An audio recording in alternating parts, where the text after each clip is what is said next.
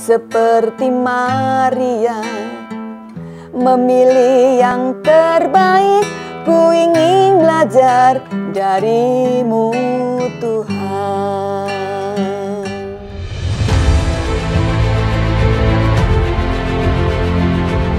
Siapa yang hari-hari ini melakukan check up kesehatan? Biasanya kalau kita check up, yang di check up tensi, gula darah, kolesterol, triglycerid, asam urat. Kita melakukan check up untuk mengerti keadaan tubuh kita. Ada juga yang disebut sebagai financial check up. Jadi check up keuangan. Bagaimana kondisi keuangan kita saat ini? Apakah hutang kita lebih besar daripada aset kita? Apakah pengeluaran kita lebih besar daripada pemasukan kita? Ternyata kesehatan bisa di-check up, keuangan kita juga bisa di-check up, dan yang bisa di-check up lagi adalah keadaan kerohanian kita.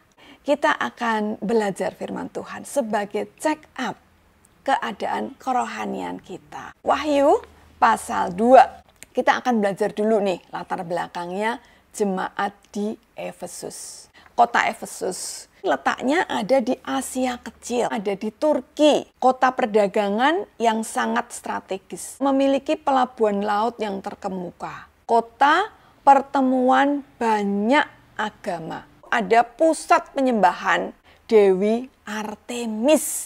Jadi jemaat di Efesus waktu itu juga menjadi jemaat minoritas. Tetapi meskipun minoritas, jemaat ini adalah jemaat yang solid. Tuliskanlah kepada malaikat jemaat di Efesus. Malaikat ini bicara tentang orang yang berjaga-jaga. Kemudian diterjemahkan lagi menjadi diakon atau tua-tua atau penatua yang ada di dalam jemaat itu. Inilah firman dari Dia yang memegang ketujuh bintang itu di tangan kanannya dan berjalan di antara ketujuh kaki dian emas itu. Aku tahu segala pekerjaanmu, baik jerih payahmu maupun ketekunanmu. Berjerih lelah, berjerih payah itu artinya bekerja dengan tenaga dan dengan pikiran. Jemaat di Efesus ini mendapat pujian dari Tuhan. Aku tahu jerih payahmu. Aku tahu bahwa engkau tidak dapat sabar terhadap orang-orang jahat.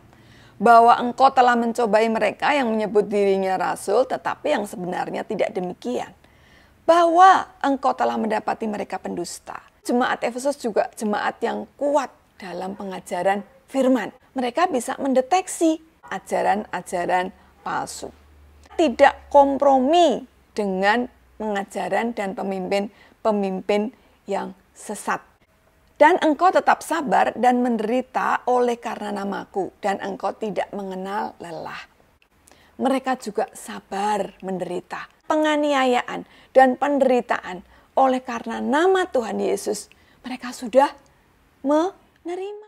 Kalau kita lihat, kurang apa ya jemaat di Efesus ini? Tetapi ayat 4, Tuhan memberikan celaan. Celaan adalah teguran yang keras. Namun demikian, aku mencela engkau, karena engkau telah meninggalkan kasih-Mu yang semula.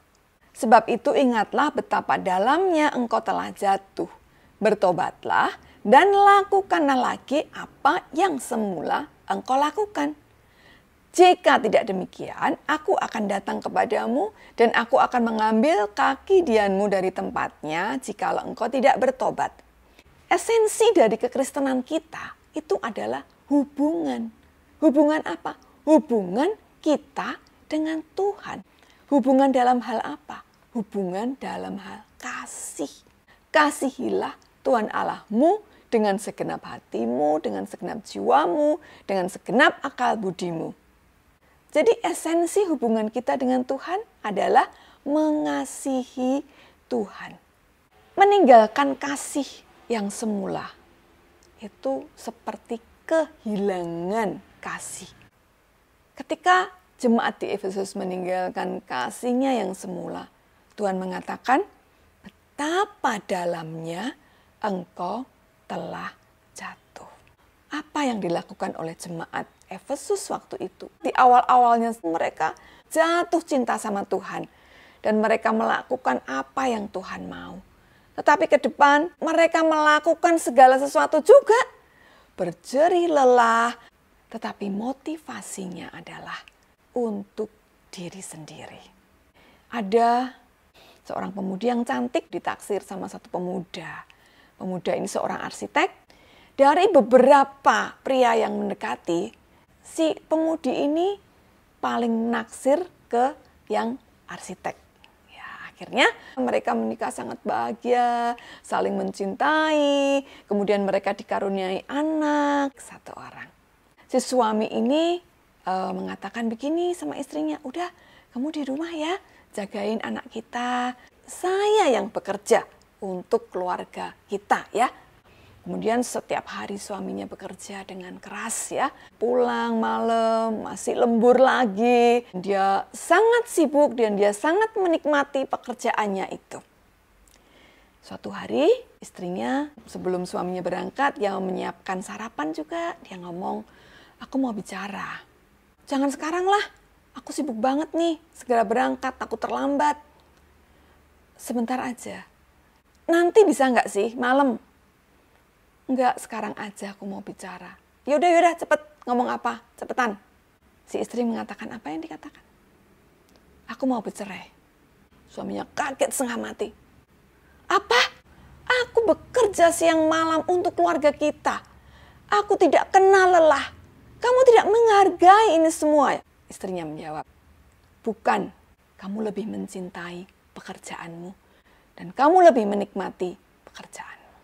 Aku sudah tidak merasa kamu kasih lagi. Tuhan juga merasa seperti itu terhadap jemaat Efesus.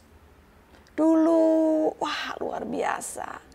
Tetapi kemudian mereka banyak sekali melakukan pelayanan, pengajaran, kesaksian, bahkan penginjilan.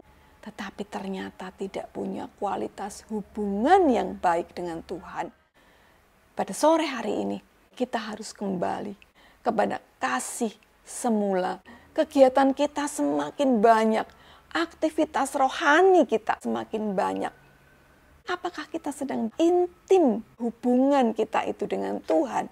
Saya bersyukur di bawahnya itu dikatakan, kembalilah kepada kasih yang semula. Lakukanlah hal-hal yang semula kamu lakukan. Bertobatlah.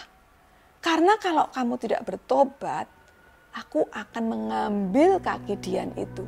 Kaki Dian berbicara tentang hadirat Tuhan, tentang penyertaan Tuhan, tentang berkat-berkat Tuhan. Sore hari ini kita diingatkan, berbicara tentang Tuhan harus, tetapi dasarnya punya hubungan yang baik